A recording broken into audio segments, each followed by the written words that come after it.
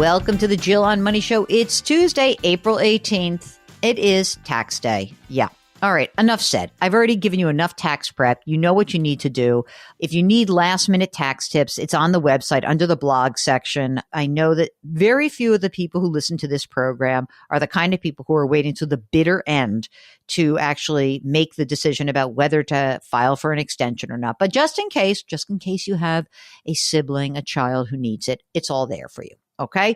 While you're on that website, all you need to do is click the Contact Us button. Today, we're joined by Angela, who's on the line from Michigan. Hi, Angela. How are you? What can we do for you? Hi, guys. How are you doing this afternoon? We are great. What's happening? What can we help you out with? So I'm trying to find out if my husband and I, if we are in a position where we can start withdrawing like immediately, like $2,000 a month from our TSP accounts. So wait a second. Hold on a second. How old are you? You sound young. I am young. So we are considered law enforcement. I am 50. My husband is 49. So I'll be 51 this year. He'll be 50 and we're eligible to go on our birthday.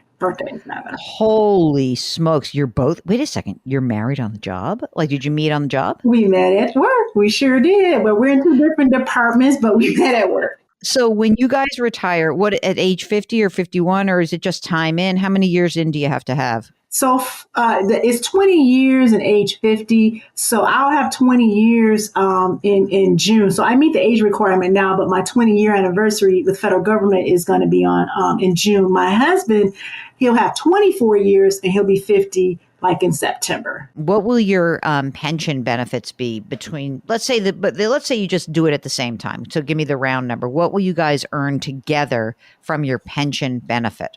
So approximately $10,000 a month before taxes. Wow. That's a lot. You think so? Yes, I do. Thank you very much.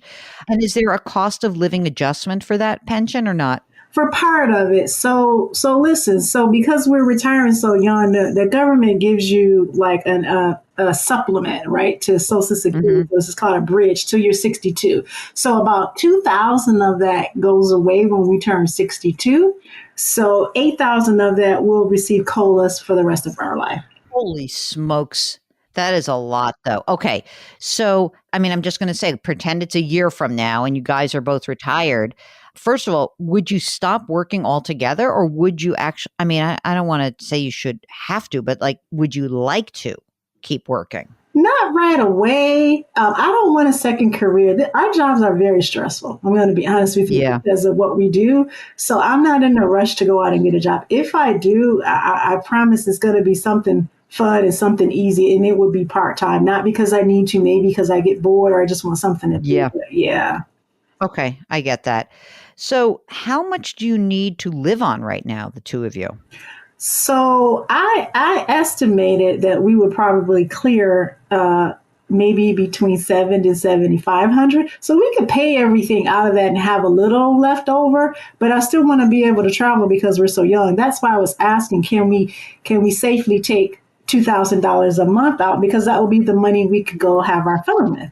Okay, I get that. Okay, but what we do know is that pension amount will actually meet your core needs, right? We don't have to worry about like money coming out to pay for health insurance or pay for property and casualty insurance. Like that's like your basic nut. So that's good. A couple of other things. So tell us about the money you've saved. What's in savings? What's in retirement? What do you got? So we have 1.3 million in TSP, and yes, it's traditional. A little bit is Roth, but not much, but 1.3 million, and all with cash and cash on hand, about 190. How about your house? You own a home or do you rent? We own it. So as of tomorrow, when I make the mortgage payment, the balance will be $72,000. It's a 3.5% interest rate on it, and it's due to end, if we don't pay any extra, December of 29. How much is the house worth? Between $450, $475.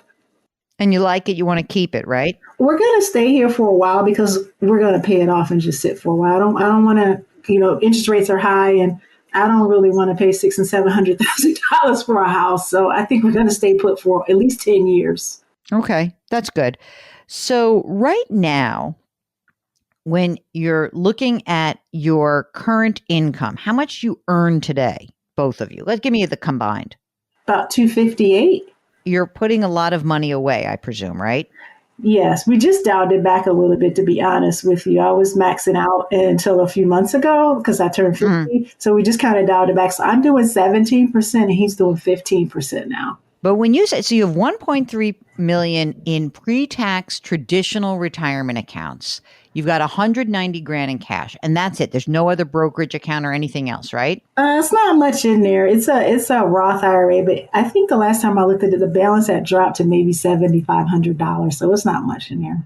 Well, I mean, first of all, you're in sweet shape because obviously what happens is for the next 12 years, you can pay all your bills, right? And then, Social Security will kick in. That'll be fine. You'll do that. But I'm not even sure you need to claim at 62. You probably can wait another 5 years. But here's the thing. If you want 20 grand a year, what I would do is I'd pull way back on my TSP and I'd start building up my cash. There's your fund money account. So your 2 grand a month is not coming from the thrift savings. I would stop putting money into the thrift savings plan. And I would reorient yourselves towards building up cash on hand. So even if it's just for another year or so, okay? Then when you retire, you're going to use that cash. Don't invest any of that cash. You can maybe I shouldn't say don't invest. You should try to maximize it, get some higher yielding stuff. But what you could even do is actually you could have a 1-year CD, you could have a 2-year CD, you have a 3-year, but that's your pile of cash that will see you through, okay? What is that rule that you can access money in the thrift savings plan, I think at age 55?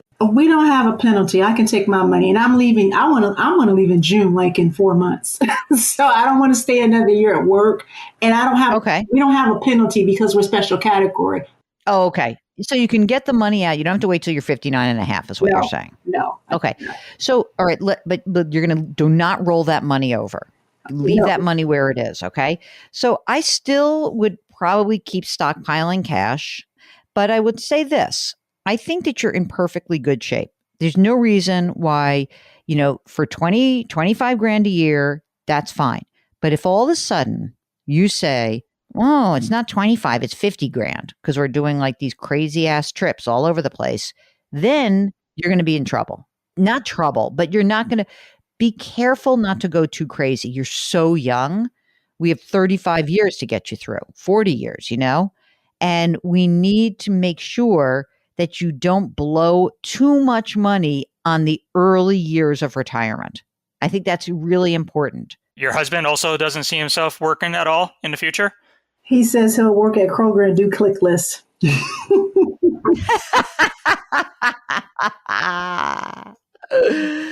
I mean, Mark, there is no problem here. So I think instead of thinking about even converting, I think what would be helpful is that you guys are going to be in a high tax bracket for a while, just because you're going to have all that income.